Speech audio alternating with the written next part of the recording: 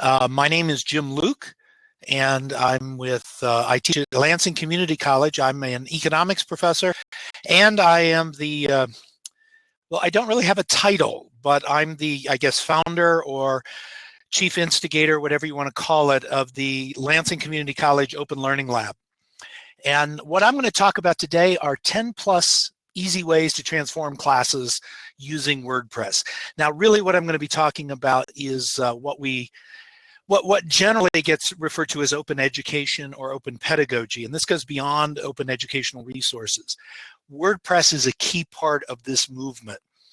So what I want to do, and by the way, the slides, there's a short code there for you can get to the actual slides, and they've also posted a link to my blog site where you can get the slides as well and get information on how to contact me if you have questions later.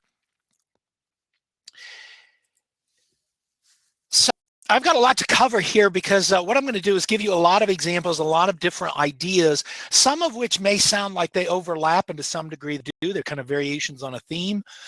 But all of them can be done with WordPress. We're going to start out with mild and go to kind of wild towards the end. So I've actually got more than 10. I've got about 15, or about 16 different ideas. And the first 10 all have to do straight with teaching.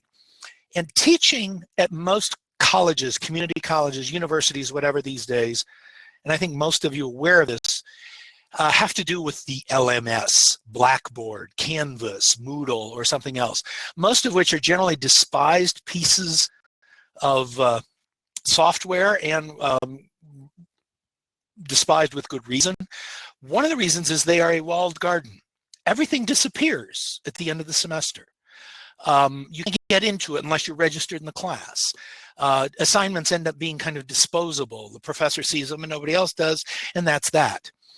So starting quite some years ago, there were a number of folks, and I count myself among them, that longed to be open. And we found a partner in WordPress. And WordPress has enabled this movement, this open pedagogy, open education movement. So part of it has now taken root in programs that are called domains of one's own, which is what Lansing Community College is doing. It originated with the University of Mary Washington, spread to Virginia Commonwealth, Oklahoma, a bunch of other schools. And domain of one's own programs are where the school actually kind of acts as a web host and opens up regular old cPanel subdomain accounts or domain accounts for students, for faculty to do open source software and create and do whatever they need to do. Now, what I'm going to talk about today can easily be done in a domain of one's own program, like what we're doing, but it can also be done by just about any individual professor on their own using any old WordPress hosting. They don't have to go through their school. So just curiosity, here's a list of some of the schools where you can find domains of one's own program.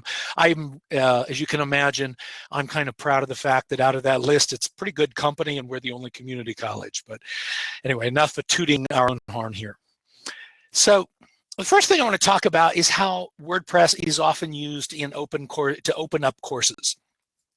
And the first one is, and this is probably the mildest application, and it may seem obvious, but I can tell you from experience, years of experience, it's extraordinarily powerful. It's real simple, and that is just use it for course content. What you have here is a screenshot, and by the way, if you get the slides, there are URLs for all of these screenshots in case, because after all, one of the features of open education is what you do in class is open, it's public, it stays around, so everybody can see it. So you can always visit these if you want to.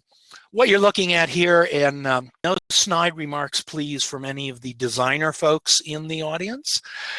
This is a fairly dated site, but this is my Principles of Economics macro website, and it's where I do just about everything that isn't directly graded.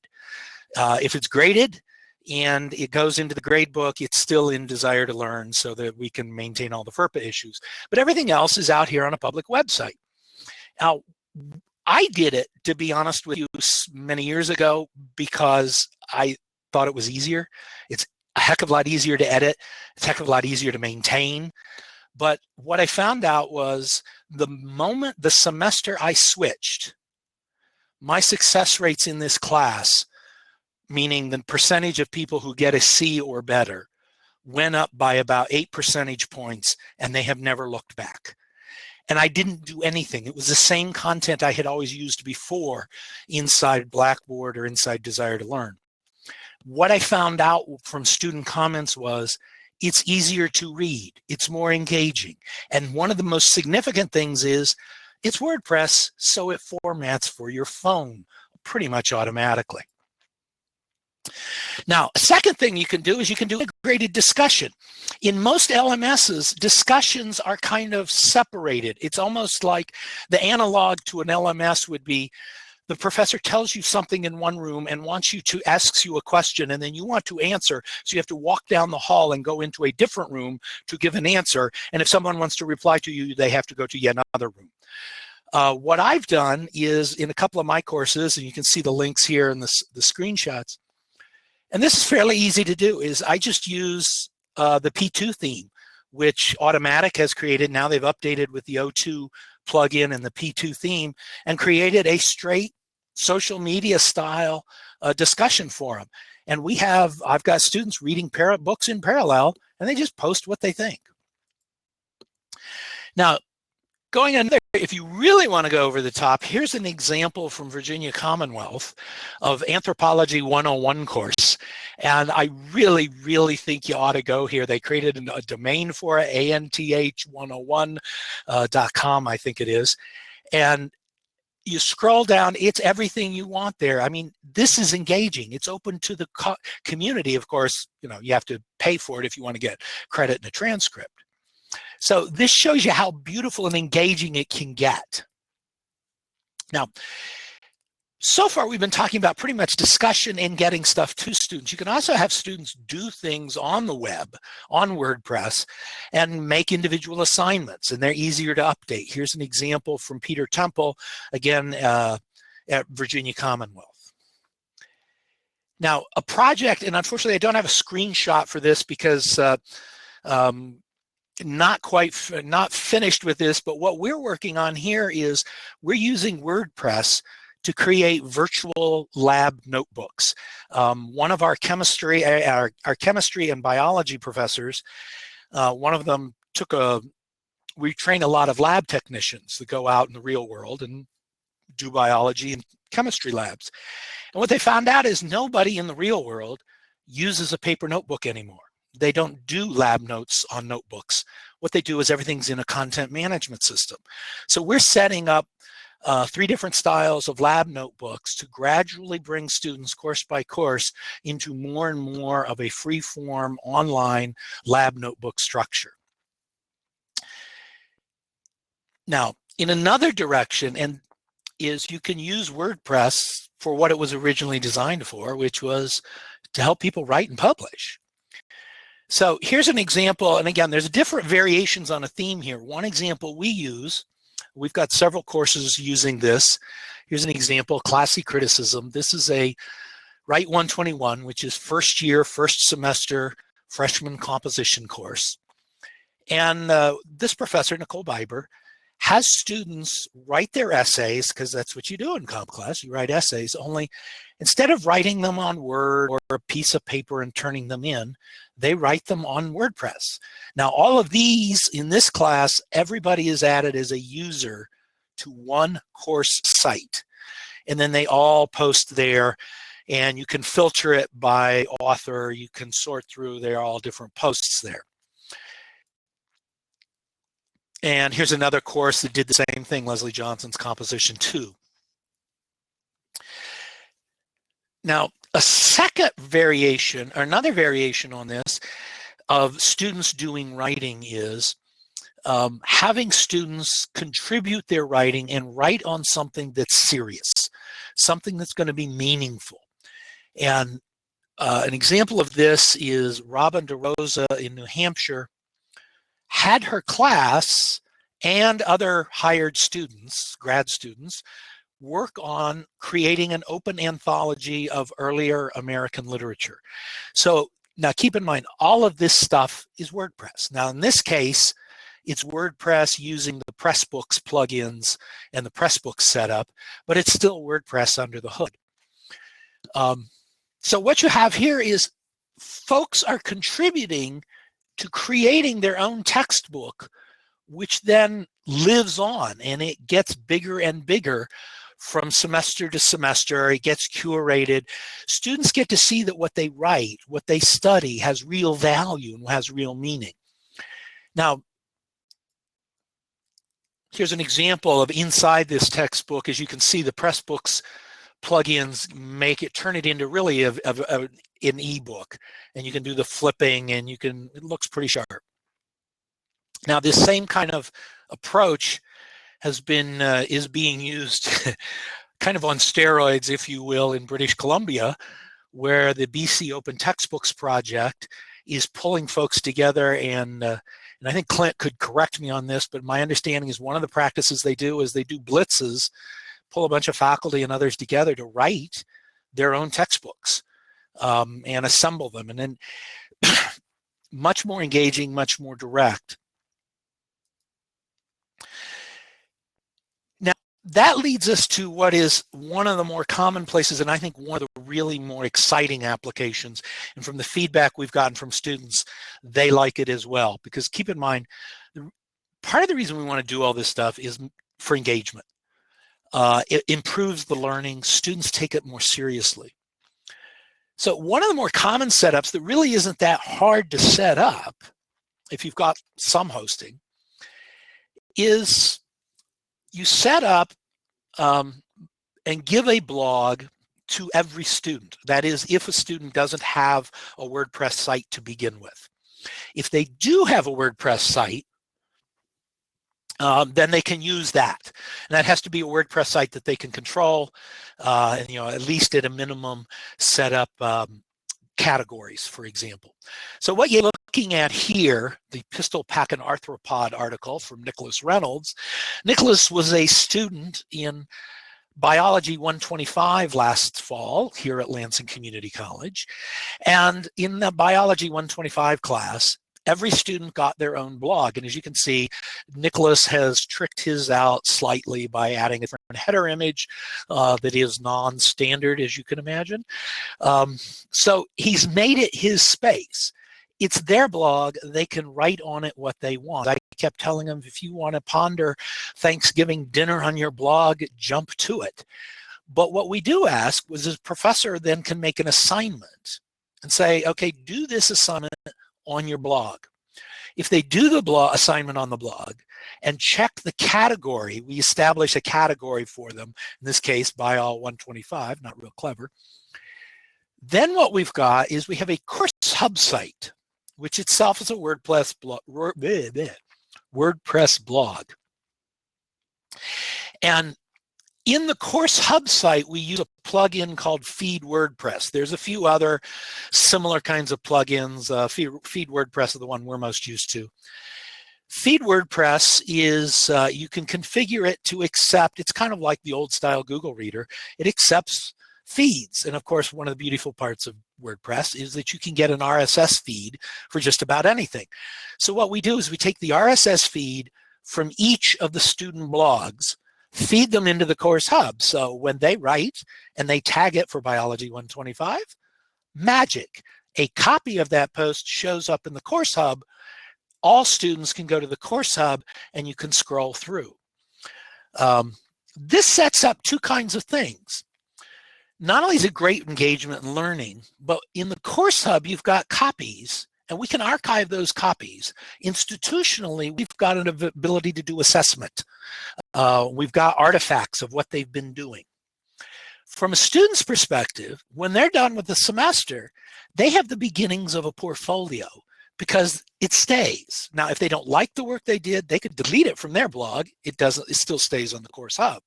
Or they can take it and make it a mess showpiece. Now, eventually you can get to flipped learning. An example of flipped learning is, and I urge you to explore more of this, Ken Bauer at Guadalajara Polytech down in Mexico has done a lot of this. He teaches computer science and programming courses. And he's basically, we've heard about the term flipped learning, which generally has to do with when it's often thought about is, oh, well, you take lectures and videotape them and then have folks do something active in the classroom. What Ken's doing is he's basically having them do the learning and the creating outside the classroom, on the blogs, outside, and then use the class as support. Okay, so most of what we've been talking about now are a lot of teaching applications. They're relatively easy to set up. If you got the WordPress sites, it's a matter of putting a few plugins, refining those plugins, and I will put a huge plug, pardon the pun there, out. One of the nice things about this open education movement is the amount of sharing and the openness. I know I've got a couple of folks watching the presentation right now, two of which are Clint Lalonde and Alan Levine in particular, both of whom are extremely generous in sharing stuff they've created. It's the same ethos as WordPress. WordPress is about open source, and so is open education. So a second direction that you can go, not just to assist in teaching a class, but it's to expand beyond the class, and that is to create voices. So there's a lot of buzz in higher education, and a lot of institutions are looking at e-portfolios. Almost every LMS system will sell you a complicated e-portfolio system on top of that. And to be honest, those e-portfolio systems, well, the polite word might be garbage, because it's a huge waste of money, and all it does is help the institution, and it doesn't really help the student. And mostly what the institutions are doing is using it for some sort of assessment purposes, to check off boxes with their accreditors. If you use blogs for students, WordPress sites for students, they collect their own stuff. You can get it and collect archives of it and have your own as an institution. But more importantly, the student begins building their own identity. They begin assembling their own stuff. They have their own e-portfolio. Now, one of the real pioneers on this was University of Mary Washington. Last I checked, I think they've got 2,200, I think it was 2,200 separate domains for students. I believe almost all of them, most of them are for students. You think about it, that's a lot of cPanel accounts.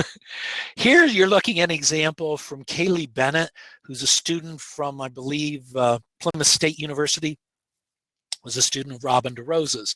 And as you can see from the URL, it's hers.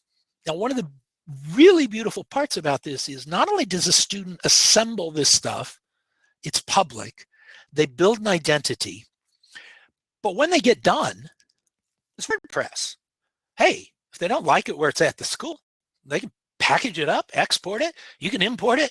One thing you can sure get just about anywhere is WordPress hosting. And this is, so it's portable, they can take it with them, it's their digital identity, they are in control, they own the data. Now, as a sideline, I've done this same thing in a class of mine about a couple of years ago. And I want to give a little brief example here of how this engages students. The class was comparative economic systems. I gave every student a blog, and I wanted them to basically do their commenting and assignments there. And one of the students was a non-traditional aged student who was a Cuban immigrant. And she was a little bit shy. She wasn't highly confident of her English, although to be honest with you, there was really no problem. And when I first said, okay, you're going to be doing all this stuff on your blog and respond and writing stuff, and we're all going to look at each other's blogs, I got this panicked email saying, I can't do this. I don't know what to do. I don't know any technology. And she was very scared that she didn't have anything to say. And so I talked to her for a little bit, and I assured her, I said, look, WordPress is easy.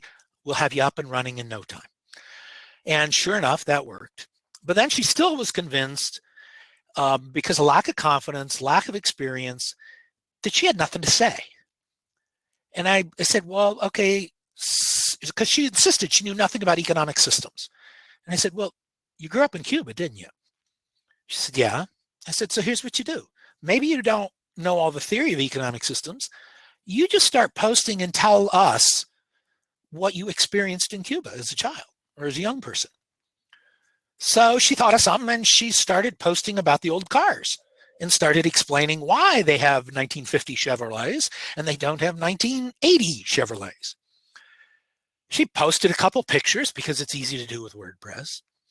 And oh my God, you have to realize many of her colleagues in the class were traditional age students who, grew up long after the Soviet Union disappeared. They hadn't heard any of this stuff. So she just blossomed. She found out that she knew something that others wanted to know. And you could just see through the whole semester. It was really exciting. So now, this is not necessarily a class example, but I threw this in because this whole concept of domain of one's own, getting your own student blogs and so on to develop your own digital identity is so important. This is a link to an article by Hacked Education where Audrey Waters talks about the concept from a speech that she gave. So that's one thing for students, but it can go a little bit further in that not only can be identity, but can also be your scholarly identity. Here you have a case, my colleagues down the road at Michigan State University have also launched a domains of one's own program, and they have a little bit different focus from us here at Lansing. Here at Lansing, we're of course focused on teaching. We're a community college. At Michigan State, it's a research school. It's a flagship school. And they're focused on getting graduate students as well as faculty domains of their own and WordPress sites so that they can basically bring their scholarly research and their CV to life. This is a link from the dean, Chris Long, when he introduced the program. Now, even if you're not at a flagship university, I can tell you it really works. This is a snapshot of my own personal blog, econprof.com. And I'll tell you, this has been, this was actually my introduction, my sampling of the gateway drug, if you will, of WordPress back in 2008. I'm an economist after all. Back in 2008, a few of you may remember, we kind of blew up the world financial system. And textbooks weren't doing a very good job at that time. So I decided to write a few things for class and thought I would learn about this blogging stuff. So I started a blog. A few months later, I wrote a post about the General Motors bankruptcy, and I figured out an interesting analysis as to why it was a done deal that they would go bankrupt. And this was about 2 months before the actual bankruptcy. That post got picked up by several others, and all of a sudden, it kind of went, minor viral, and I got hooked. Now, it's been off to the races ever since, and as a result, I now have an identity. And there's folks on other continents that know who I am. So now, my site, of course, a little humbling. Here's Christopher Long's, the dean of Michigan State's scholarly site. Now, you can go a little bit further, not just create your own identity, but another activity that's been very big, and this is another one of the very big pioneer schools. City University of New York created an academic commons. They created this so that all their scholars, grad students, faculty can basically share papers, ideas, form groups, identity pages, links to their own blogs. It is, as it describes, an academic commons. And of course, being open source, WordPress, open education, he did the right thing. And they have done us all a huge favor. And they built this off of not only WordPress, but BuddyPress and a bunch of other plugins. And then they took all of that and bundled it up into a plugin called Commons in a Box. And now you can download Commons in a Box and start up your own pretty easily. So that has to do with voices and teaching. What I kind of want to look at now is where you start going over the top, and this is really where it gets, in some ways, exciting about the future of education.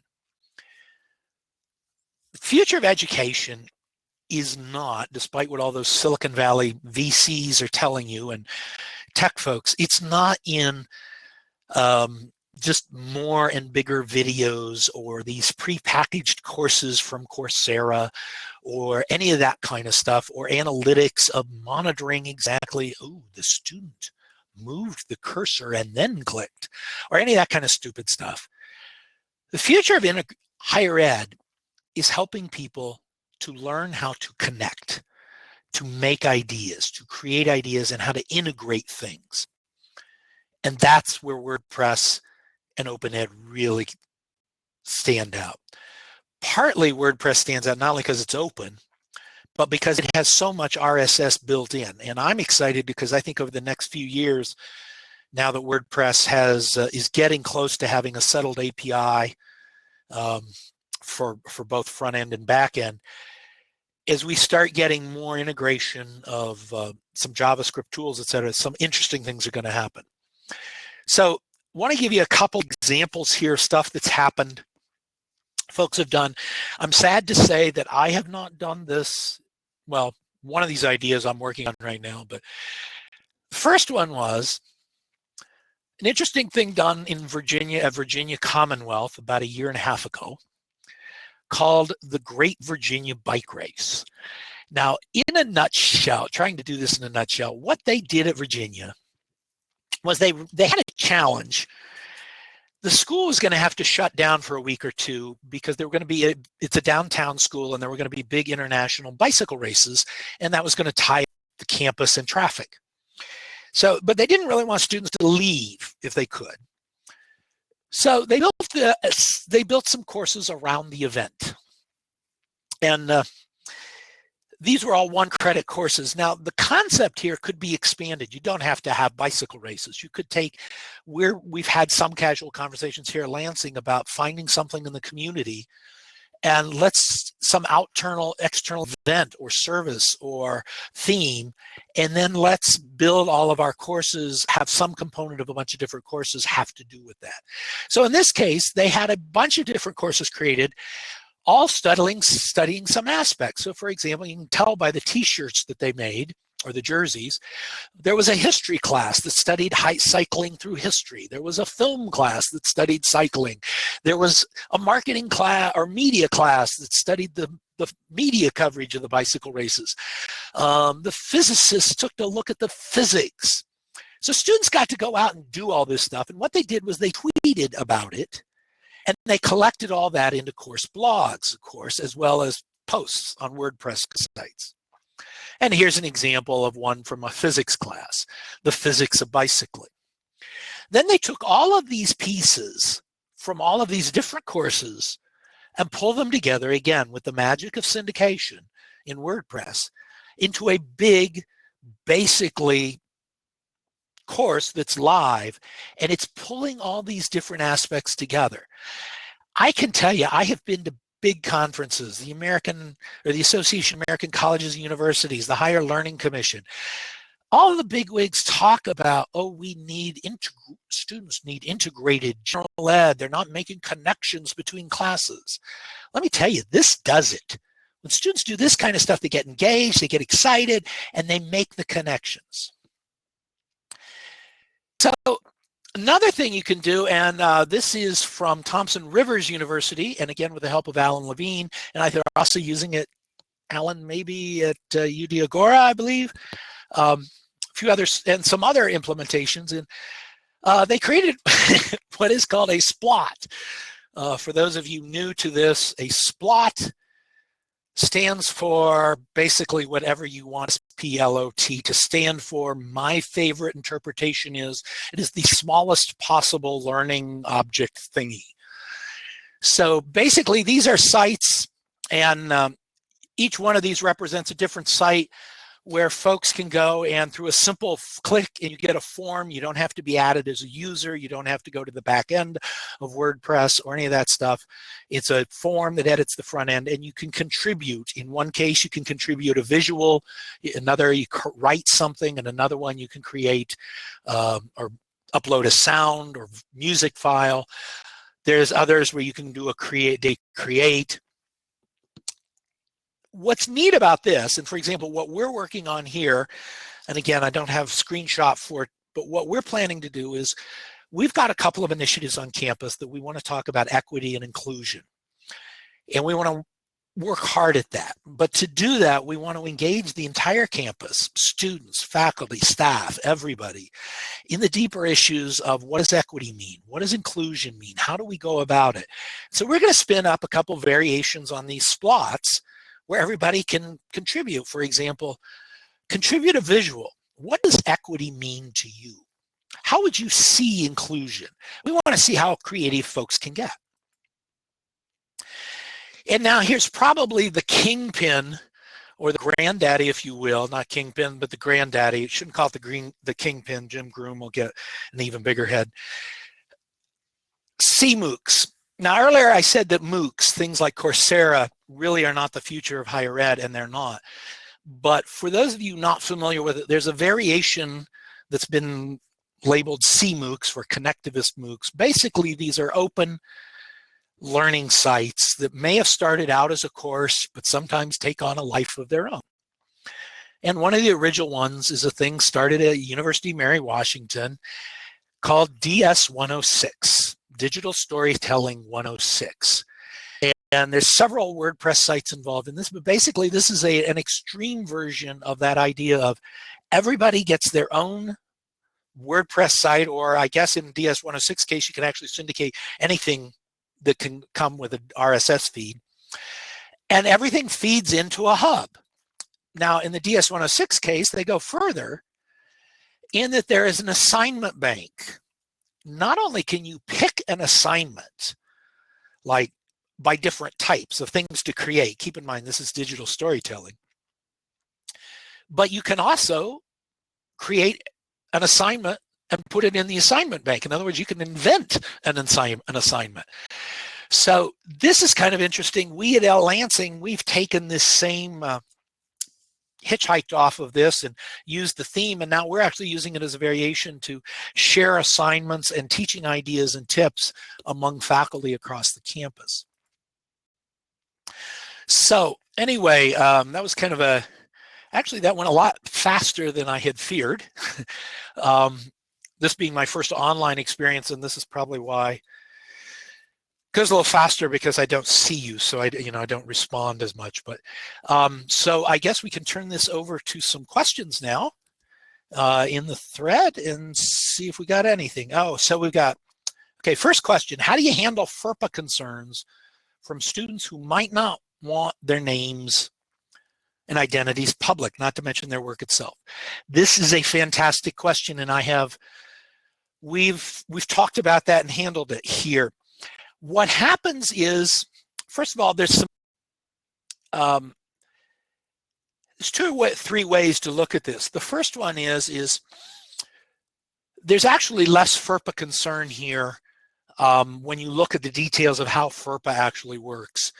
But one of the things is that WordPress has built into it something that a lot of LMSs don't, which is, for example, when I add students as a user to one of my WordPress sites, or I create a WordPress blog for them, I show them in the profile, the user profile. And in the user profile, you've got first name, last name, there's username, first name, or user ID, first name, last name, and nickname. And then WordPress gives you the choice of what is the displayed name. So it makes an excellent teaching point. You talk to students about this and you say, think about what you're going to be writing. This is public. It will eventually be found by Google. The web will never forget. So you're going to live with this the rest of your life. How do you want it to be? Do you want you have to put your name in. Actually, you technically don't. All you have to do is a user ID. But what I encourage students to do is think about it. And if you want, put a nickname in there that's a pseudonym. Now, the other concept is, and again, WordPress has the technology to handle this out of the box, is depending upon the topic or the nature of the material, you can make particular posts, and actually you can make an entire site private, meaning that you can only view it if you are a registered user on the site. So it's capable of handling the FERPA stuff. Now, I don't do anything in terms of recording grades and that kind of stuff in one of the WordPress sites. I do that in D2L. Mostly, it's possible to do that in WordPress. There are some plugins that will do LMS, basically mimic an LMS for you. LearnDash is one of the better ones. But it's just more work, I thought, than is worth it. So handle it that way. The other thing is talk to the students about it. It's a great teaching opportunity because a lot of them are already putting way more of themselves out on the web and not realizing what they're doing. So it's a great turning point to start that. Yeah, okay, another question. The trend of putting so much site configuration into a theme, content types, taxonomy, is a site really that portable if you don't want a branded theme used outside of your campus? Amen, Kevin Crafts. Yes, that is, for me, as I guess the kind of facilitator, instigator, leader of this stuff, within openlcc.net, which is our domains project, I've really kind of put my foot down. Unless somebody can make an extraordinary case, I have really said, look, we don't want premium themes, and we're not going to do, we're very reluctant to get involved in stuff that's, a theme build off of some particular page builder, precisely for that reason, because that locks you into that family of stuff for a long time. And so particularly for the student blogs, I give them a choice of different themes. We're always looking around, but basically we're looking for basic, free themes out of the .org repository and things that aren't going to lock them in. If they want to take their stuff later and go get other hosting and lock themselves in, fine. With faculty, I strongly discourage it. We don't really have any developer or designers here in staff. We've got a person that we're bringing up to speed, trying to do that in our Center for Teaching Excellence. But yeah, that's a major concern. Excellent questions. So,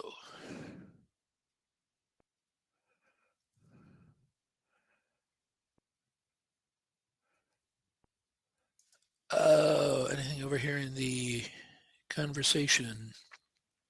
Yes, as Alan Levine points out, it's the data that's portable, and there's been enough solid free themes. There really are. Actually, what that brings up is this issue of the themes kind of runs over, and I had toyed with the idea of putting a talk together for WordCamp US last year. Maybe I'll do it next year. I had a positive reception when I did it at a meetup last year, and that is, as an educator doing this kind of open education stuff, I sometimes feel kind of lost in WordCamps and in some of the larger WordPress community because we've got different needs. We need the free themes that don't lock in, and I get it why designers and developers of plugins and themes, I know they need to make a buck. But it seems almost at times like there's an attitude that, well, if you're using WordPress, you must be doing something business or commercial and making a ton of money off of it, and we're not doing that. So the free stuff is enormously valuable to us. It doesn't mean we won't pay for a license for something. We do some stuff. We pay for WPMU subscription because there's an enormous value in a lot of their stuff, and we do a lot of multi-site. So another question. How do you house all these WP installs? Do you have an outside service or tech team that backs you up to create them all? Yes, we have an outside service. It is the best on the planet. Actually, we have an outside hosting service. We use Reclaim Hosting, reclaimhosting.com. It's a commercial web hosting outfit that was created by some academics, Jim Groom and Tim Owens and Lauren Brumfeld. They spun off from University of Mary Washington about, 4 years ago. Incredibly good service. They're academics. They understand what we're doing. We have a institutional domains of one's own account with them, And so what I have is one domain with basically one large VPS, openlcc.net. Within that, I've got box stock WHM and cPanel services, so I can create cPanel subdomain accounts, and every one of the subdomains, like voice.openlcc.net, gets its own cPanel. Thanks to the cPanel and the fact that they use Installatron takes care of a lot of the stuff like automating the backups, handles a lot of that. So Reclaim's handling a lot of the stuff with the data centers and that stuff. That allows us to focus on the sites. One of the things that's different about this is doing this stuff in ed is some of the needs are different from what you normally find on a lot of WordPress stuff. Like, you know, I don't give a hoot about search engine optimization. The people I want to see these sites, we tell them where to go. They're students. So I don't need to worry about that. We also avoid, now in our case, we prohibit any use of e-commerce on any of the sites, and that helps a whole lot. We've got some basic stuff. We have a set of plugins that come to build up security, and so far we've been pretty successful. So that's kind of how we handle them. We handle all these installs. Reclaim also does good hosting for individual faculty or even an individual student. I think you can get a student can get a small cPanel hosted account for something like $30 a year, and a faculty member for about 50 pages a year. Now, at the other end, we do a lot of different installs. We do a mix of multi-installs. I think each program, we're trying to get a multi-install for each program, and some profs have their own multi-install. At the other end, you've got Virginia Commonwealth, as Alan reminds me, which has a single WordPress multi-install with 22,000 blogs on it. Now, obviously, that's running on actually stretched over a couple of servers and stuff, and it's run by one guy. It's pretty impressive. So,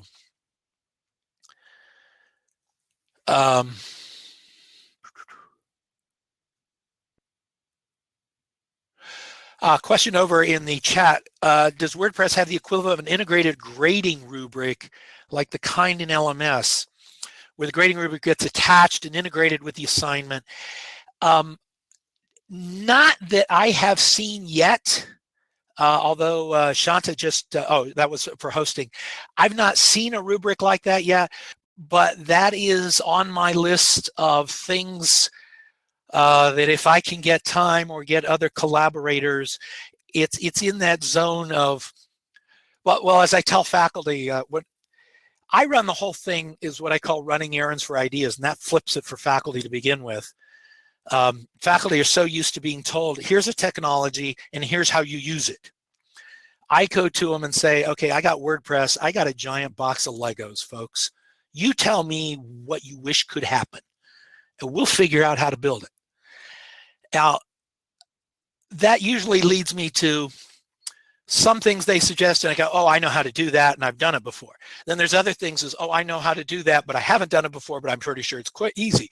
And then there's a range of things that it's like, my gut tells me that could be done. I just don't know how yet. And that's one of them. Another one that I would love to do is come up with a WordPress-based syllabus management system for the institution. Anybody out there that's interested in that, let me know. Daniel Mount's telling us on integrated grading, check out the archive of session 1 from room 1 by James Lees. And talk about it with Jessica in Slack too. So,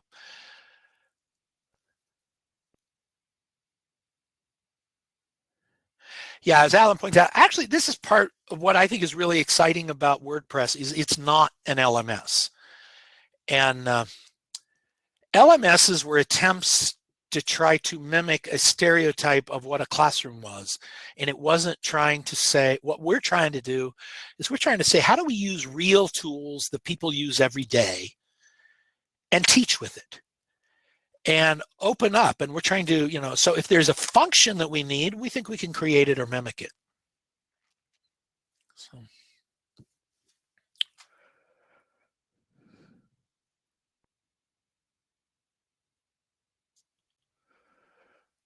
So thanks. I appreciate everybody talking. I am, oh, just got a, oh, that's some other message.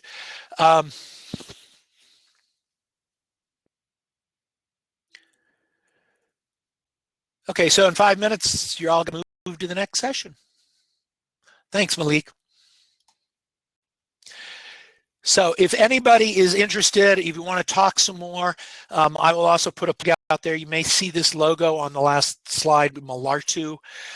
In addition to what I'm doing with Lansing Community College, it's been kind of dormant. We haven't done a lot yet, but I have formed with a couple other people a nonprofit organization called Malartu to try to help facilitate this kind of technology and open education access to more faculty at other institutions, particularly teaching institutions and community colleges, so that they don't have to be reliant just on and wait for the institution to make a commitment to it.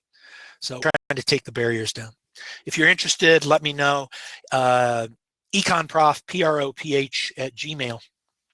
So thanks a lot. We'll talk to you. Hopefully we'll talk to you and see you some other time. Thanks.